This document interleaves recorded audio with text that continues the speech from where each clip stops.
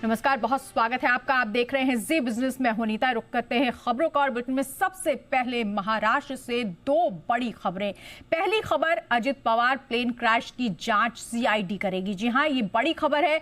Ajit Pawar plane crash की जांच CID को सौंप दी गई है। राज्य सरकार ने सीआईडी जांच के आदेश दे दिए हैं। और दूसरी बड़ी खबर, एनसीपी विधायक दल की आपात बैठक बुलाई गई है। कल होगी एनसीपी विधायक दल की ये अहम बैठक।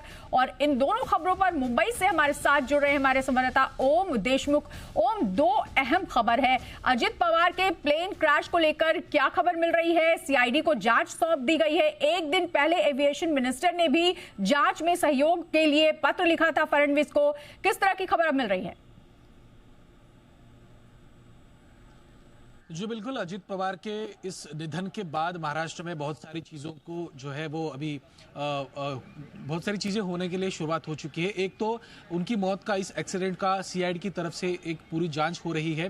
कल ही इसके बारे में जो है वो पूरी कार्रवाई जो है शुरू हो चुकी थी। सीएम के आदेश के बाद इस सब चीज़ों को, इस सब जो इन्वेस्टिगेशन है उसको गति मिली थी। इसके बाद अगर हम दूसरी बात करें तो जिस प्रकार से अजित पवार के निधन के बाद एनसीपी के अंदरूनी स्तर पर जो कुछ गतिविधियां शुरू हो चुकी है उसका एक बहुत बड़ा रूप आज देखने को मिला। एनसीपी के बड़े तीन नेता छगन भुजबल, सुनील तटकरे और प्रफुल्ल पटेल, इन तीनों ने राज्य के मुख्यमंत्री से मुलाकात की और जो कुछ डीसीएम यानी डिप्टी सीएम पद का जो मुद्दा है उसके ऊपर चर्चा हुई। साथ ही साथ उनके जो तीन पोर्टफोलियोज है, फाइनेंस है, उसके साथ और राज्य उत्पादन शुल्क भी है, एक्साइज भी है, और फाइनेंस के साथ ही जो डिप्टी सीएम, ये तीन जो इंपॉर्टेंट पोर्टफोलियोज है उसका बंटवारा कैसे किया जाएगा, वो किसको दिए जाएंगे, उसके ऊपर सीएम के साथ इन नेताओं की चर्चा हुई। गौरतलब यह है कि कल, जैसा आपने अभी बताया, कि राष्ट्रवादी अजित पवार गुट के सारे एमएलएस को मुंबई में बुलाया गया है और इन सबकी कल मीटिंग होगी। और इस मीटिंग में जो विधायक दल का नेता होगा वो चुना जाएगा और विधायक दल के नेता के चयन के बाद तुरंत ही एक पॉसिबिलिटी, एक ऐसी बात कही जा रही है राजनीतिक गलियारों में कि कल ही महाराष्ट्र के नए उप मुख्यमंत्री का, नए डीसीएम का, जो एनसीपी से बिलोंग करते होंगे, उनका शपथ विधि भी हो सकता है। इस प्रकार की गतिविधियां भी मुंबई में शुरू हो चुकी है।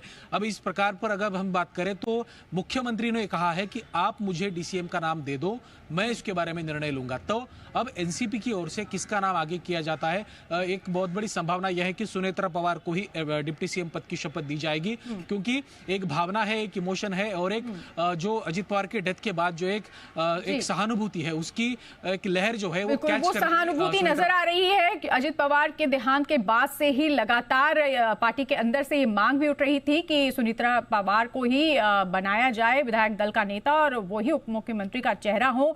और इस बाबत ही मीटिंग भी चल रही है। कल अहम मीटिंग होगी, इसमें देखना होगा कि किसे चुना जाता है, कौन चेहरा होता है विधायक दल के नेता का। बहुत शुक्रिया ओम तमाम जानकारी के लिए। आगे बढ़ेंगे और बात करेंगे